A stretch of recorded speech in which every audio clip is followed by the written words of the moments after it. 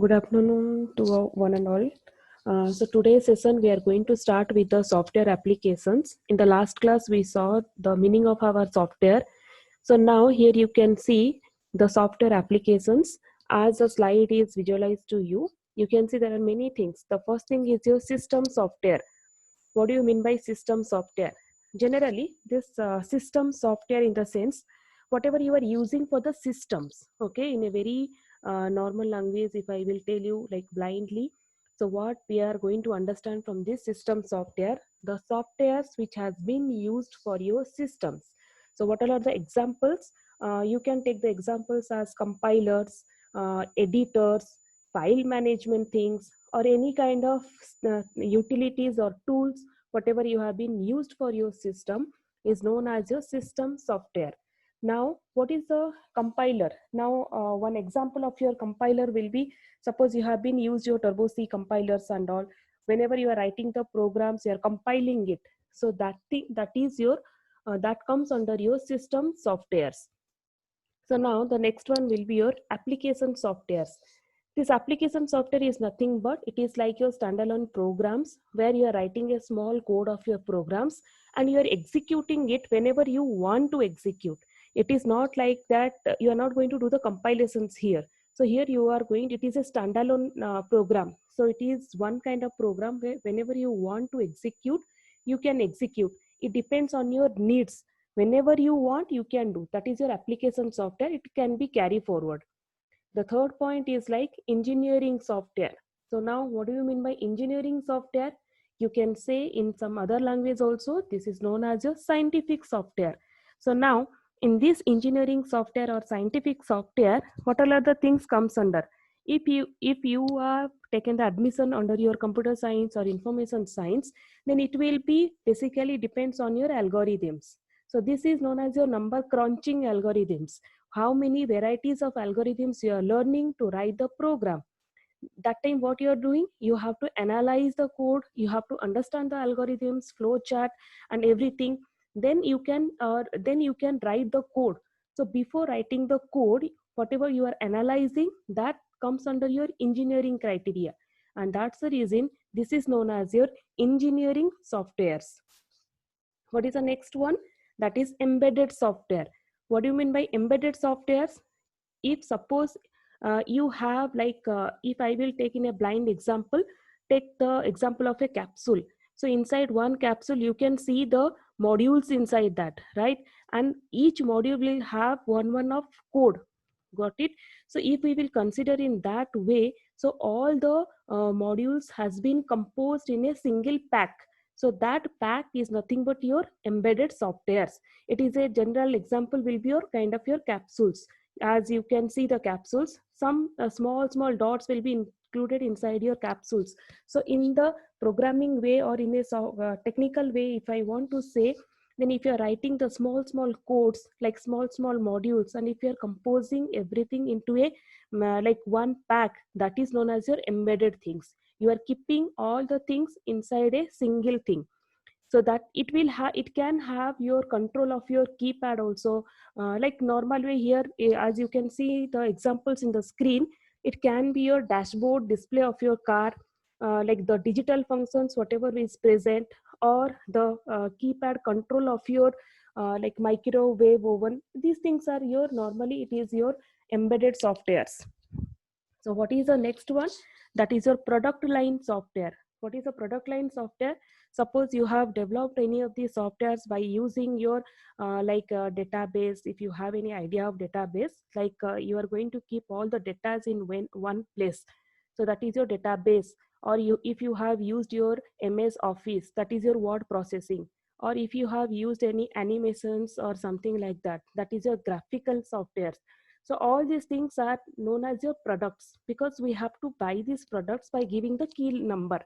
That's the reason this product, whenever it will launch in the market, that time only we can buy and we can utilize it. So in this way, this is a variety, this comes under your product line softwares. Now the next one will be your web apps. What is that web apps? This is nothing but web applications.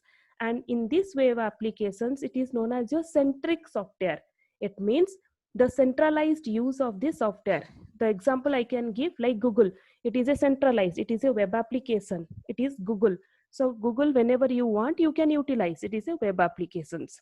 So any remotely database you can access, any business applications also you can access. So anything whatever you want to use for the website, that time this is known as your web applications. The next one is your AI, that is nothing but it is your artificial intelligence. That kind of software where you're going to use whenever the algorithms, if you don't want to use any kind of numerical things, non-numerical algorithms which can solve your problems in the sense program code you can write without writing any kind of numerical parts, that is known as a AI or artificial intelligence. In this, the robotics will have the expert system where otherwise one more example is also their pattern recognitions, or you are playing the games. So in that game, if I will take the example of game, you can understand it. If you are taking the game, any game, whatever you are playing, PUBG and all you used to play, so that kind, in that game, what basically they will do, mostly they will concentrate on your animation part. So here, how visualizely you are going to design the game, that depends on your code.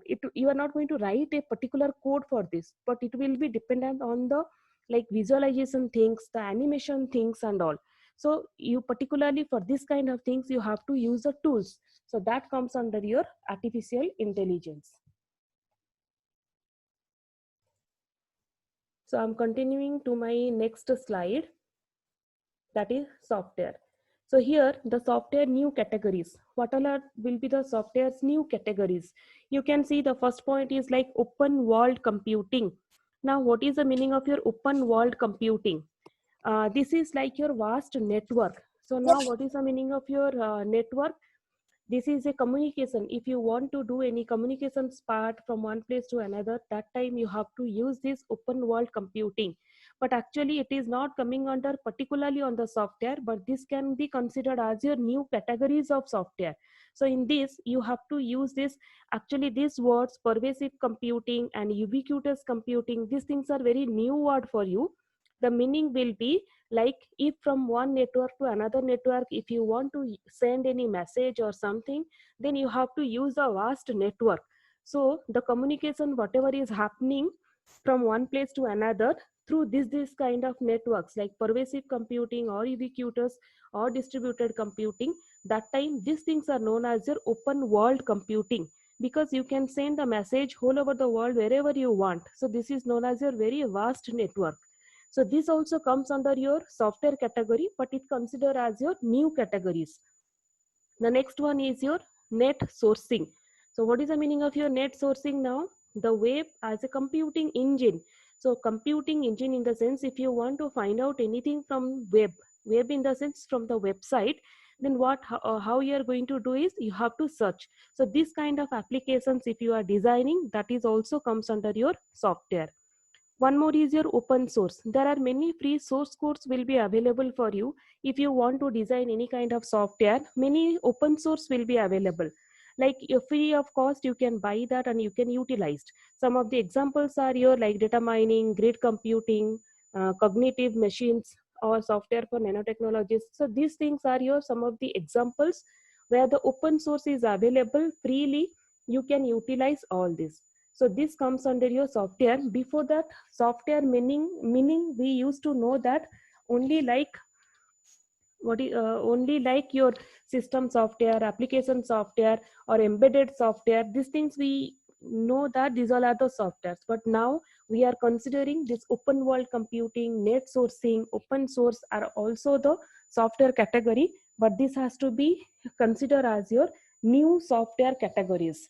So if someone will ask you any questions on like Viva questions or in the interview, you can say that the open world computing, net sourcing, and open source are also considered as your software category.